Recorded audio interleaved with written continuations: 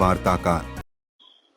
आणि आजही त्यांच्यावर कंट्रोल हे फडणवीसांचाच आहे आणि उरलेले लोक आहेत ते चलबिचल आहेत, चंचल आहेत.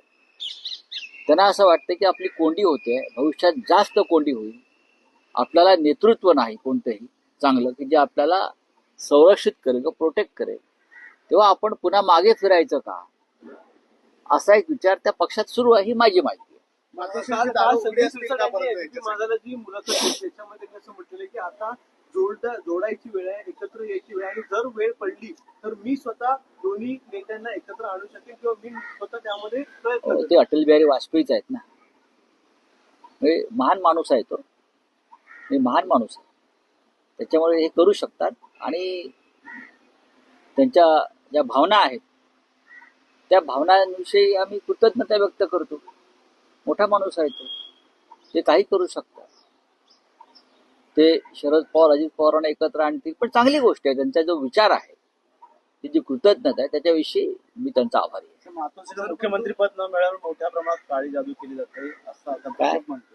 मुख्यमंत्री पद मातोश्रीला मिळालं नसल्यामुळे काळी जादू. मला एक प्रश्न त्यांनी सांगावा, देवेंद्र फडणवीस सध्या वर्षा बंगल्यावर का राहिला जात नाही?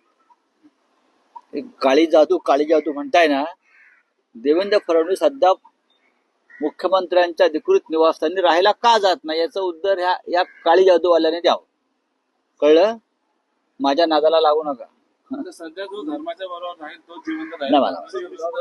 बोलिए आप बोलिए. बिहार को स्पेशल पैकेज दिया गया, महाराष्ट्र फिर भी ऐसे क्यों? ये बिहार में चुनाव है.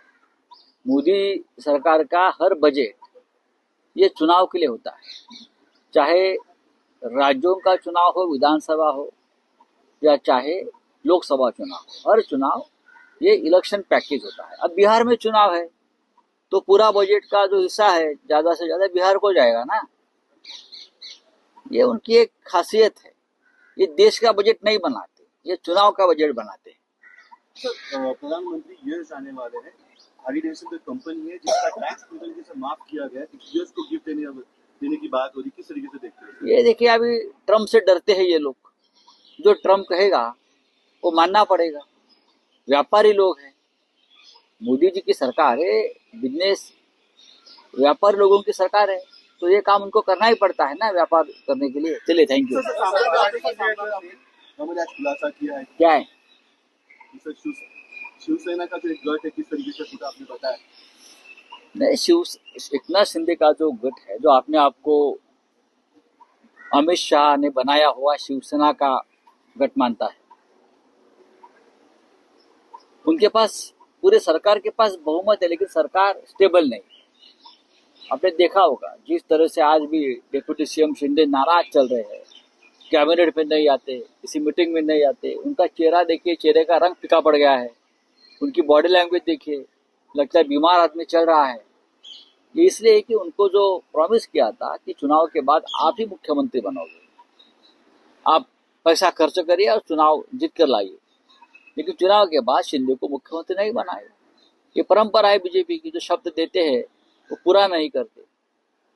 तो एक गुट ऐसा है उसमें जो चाहता है कि अब उनको गुड बाय टाटा करे और हम हमारे पुराने घर चले जाए. तो भाजपा की बार्गेनिंग पावर कम हो गई इस वजह से. डेफिनेटली उनकी बार्गेनिंग पावर पूरी तरह से बीजेपी ने खत्म कर दी.